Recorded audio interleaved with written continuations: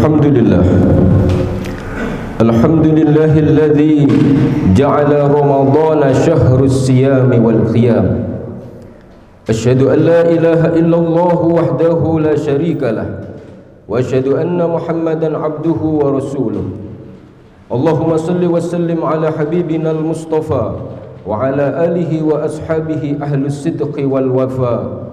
Amma ba'du. Fa ya ibadallah, usikum wa nafsi bi taqwallah. Faqad fazal muttaqun. Qala ta'ala fi kitabihil aziz. A'udzu billahi minasy syaithanir rajim. Bismillahirrahmanirrahim. Ya ayyuhalladzina amanu taqullaha haqqa tuqatih wa la tamutunna illa wa antum muslimun. Wa qala ta'ala 'aidan syahru ramadhan alladzi unzila fihi al-Qur'an hudan lin-nasi wa bayyinatin minal huda wal furqan. Ibadallah, ma'asyiral muslimin rahimakumullah. Puji syukur kehadirat Allah Subhanahu wa taala. Pada kesempatan siang hari yang cerah ini, diselimuti dengan mendung yang tipis, kita masih bisa melaksanakan sholat Jumat di Jumat pertama pada bulan Ramadan 1442 Hijriah. Allah telah mempertemukan kembali kita dengan bulan Ramadan yang sangat mulia dan mubarak ini. Tentunya kita berharap semoga kita tidak menyia-nyiakan kesempatan yang indah ini, karena belum tentu tahun depan kita akan bertemu dengan momentum Ramadan seperti saat ini. Pergunakanlah Ramadan ini dengan baik sebaik-baiknya. Kita melaksanakan ibadah, kita meningkatkan segala ketaatan kita kepada Allah Subhanahu wa taala. Ma'asyiral muslimin rahimakumullah. Salah satu di antara keagungan dan keutamaan dari bulan Ramadan ini adalah segala amal kita ditingkatkan oleh Allah Subhanahu wa taala. Bahkan apabila kita bisa memaksimalkan bulan ini, maka kita akan mampu untuk memiliki amal perbuatan yang melebihi umat-umat terdahulu. Perlu kita ketahui bahwa umur umat Rasulullah Muhammad SAW, sebagaimana yang disampaikan oleh Nabi Muhammad, anna a'mara ummati baina sittina wa sab'in, bahwa rata-rata umur dari umatku adalah antara 60 sampai 70 tahun. Kalau ada yang lebih dari itu adalah bonus. Ada juga yang mengatakan dengan intervensi dari kecanggihan teknologi, maka nanti umur manusia bisa panjang, bisa sampai 200 tahun. Tapi itu semua adalah rekayasa manusia. Kita percaya bahwa rata-rata kehidupan dari umat Rasulullah Muhammad antara 60 hingga 70. Kalau umur Nabi Adam ditetapkan oleh Allah 1000 tahun, lalu ketika Nabi Adam diperlihatkan anak cucunya, suatu hari Nabi Adam melihat ada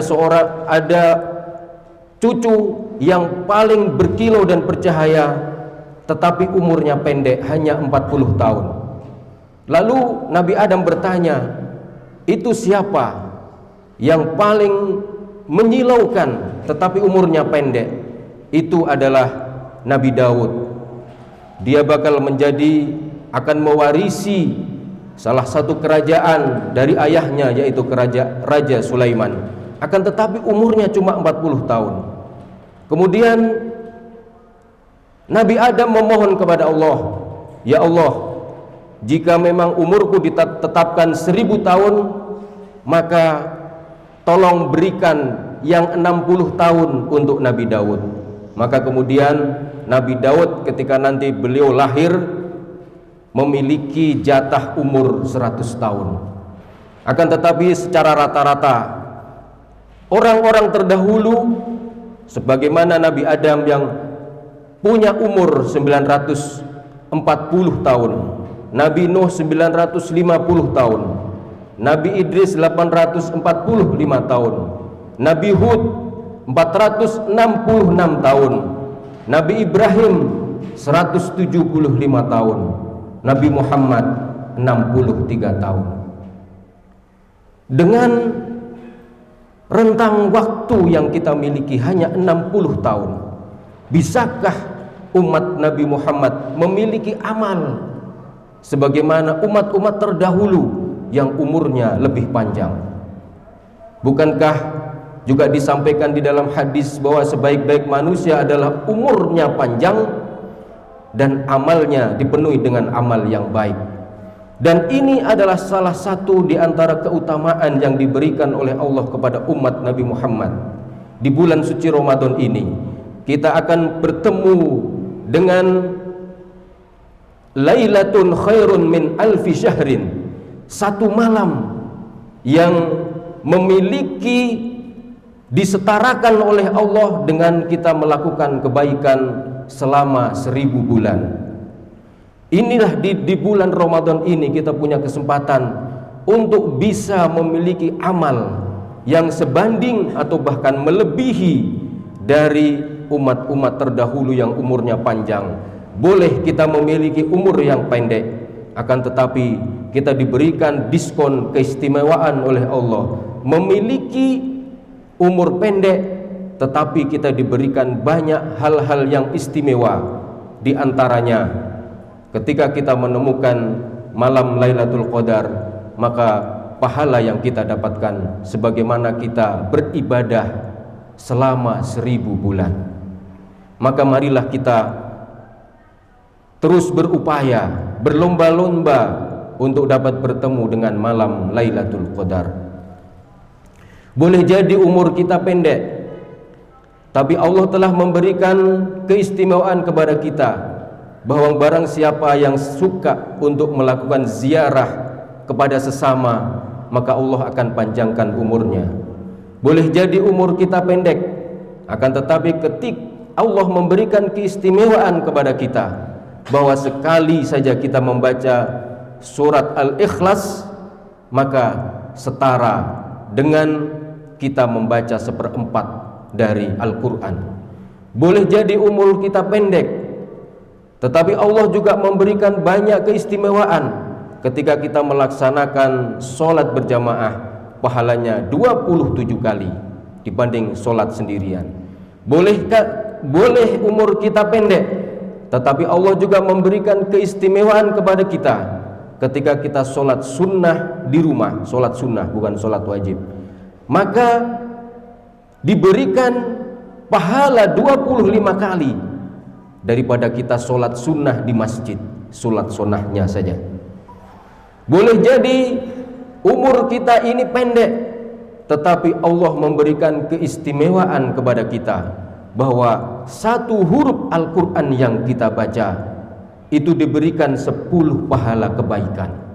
Imam Syafi'i radhiyallahu anhu, dulu belum ada komputer, akan tetapi Imam Syafi'i mampu menghitung seluruh jumlah huruf di dalam Al-Quran. Setelah dihitung, dulu belum ada mushaf yang sebagus sekarang ini. Mushaf masih sederhana. Orang-orang ulama dulu mengandalkan hafalannya, tapi beliau sudah bisa menghitung jumlah dari setiap huruf yang ada di dalam Al-Quran. Yang terbanyak adalah huruf alif, hampir kurang lebih 4.800. Dan yang paling kecil jumlah huruf di dalam Al-Quran adalah huruf to, yang itu jumlahnya kurang lebih 840. Inilah adalah keistimewaan yang dimiliki oleh umat Muhammad, diberikan kelebihan oleh Allah. Imam Syafi'i beliau menyampaikan bahwa ketika seseorang selesai mengkhatamkan Al-Quran, maka berarti dia sudah membaca atau sudah menemui 1.027.000 huruf. Jadi menurut Imam Syafi'i, 30 juz Al-Quran ini jumlah hurufnya 1.027.000 huruf. Kalau satu hurufnya 10 kali kebaikan, berarti ketika kita menyelesaikan mengkhatamkan Al-Quran, maka jumlah kebaikan yang akan kita dapatkan adalah 10 juta, ya. Jadi 10 kali lipatnya, ya, 10 kali lipat. Jadi sekitar 10 juta atau sekitar 11 juta kalau kita bulatkan. Inilah keistimewaan yang diberikan Allah kepada kita. Kita diberikan Al-Quran yang tentunya menjadi hidayah bagi kita. Bahkan ada sahabat Rasulullah SAW, yaitu Umar bin Khattab. Ketika dia resah, gundah, gelisah, vitamin spiritualnya menurun, imunitas ruhiyahnya menurun, maka ada salah satu ayat favorit yang paling disukai oleh Umar bin Khattab, yaitu ayat yang berbunyi, alladzina yadhkurunallaha qiyaman wa qu'udan wa 'ala junubihim wa yatafakkaruna fi khalqis samawati wal ardi rabbana ma khalaqta hadza batilan subhanaka faqina 'adzabannar. Ini adalah ayat favorit, alladzina yadhkurunallaha qiyaman, orang-orang yang selalu berzikir kepada Allah dalam keadaan berdiri, wa qu'udan, dan duduk, wa 'ala junubihim, dan ketika beliau rebahan, wa yatafakkaruna fi khalqis samawati wal ardi. Selain berzikir, harus diimbangi dengan yatafakkaruna fi khalqis samawati wal ardi, berfikir tentang penciptaan Allah terhadap alam semesta ini, terhadap langit dan bumi. Ternyata Sayyidina Umar radhiyallahu anhu zaman dulu tidak pernah membaca ilmu pengetahuan tentang galaksi, tentang antariksa. Tetapi begitu beliau membaca ayat ini, wa yatafakkaruna fi khalqis samawati wal ardi, tubuhnya bergetar melihat keagungan Allah yang luar biasa yang ada di alam semesta ini. Mari coba kita bayangkan, ternyata alam raya ini adalah sebuah simfoni, seperti sebuah orkestra yang sangat indah.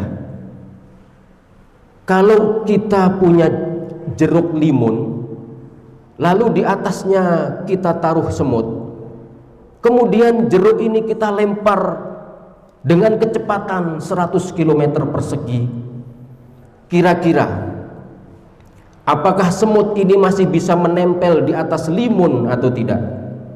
Tentunya tidak. Akan tetapi lebih dari kecepatan 100 km per jam, Allah menciptakan bumi dan kita yang ada di atasnya. Kecepatan bumi ini ketika mengitari matahari dan kita berada di atas bumi itu, kecepatannya adalah 107.000 km persegi. Di dunia ini, kendaraan yang paling cepat yang diciptakan manusia hanya pesawat. Itu pun kecepatannya baru sekitar 800 km persegi. Ini kecepatan matahari kecepatan bumi ketika berputar mengitari matahari 107.000, bayangkan, 107.000 km persegi. Lalu bumi mengitari porosnya sendiri, bumi berputar pada porosnya itu dengan kecepatan 1.600 km persegi. Tidak bisa kita bayangkan seperti apa kecepatannya. Lalu bumi, matahari, dan planet-planet Allah yang lain yang ada di dalam galaksi Bima Sakti. Jadi kita ini berada di kumpulan namanya Jagat Raya Bima Sakti. Kita ini berada di lingkaran yang kita sebut dengan Bima Sakti, di mana di situ ada bulan, matahari, bumi, Mars, dan itu banyak sekali alam raya ini. Bukan hanya Bima Sakti, kita tidak tahu, wallahu alam, bisa ribuan yang Allah ciptakan yang kita tidak pernah tahu.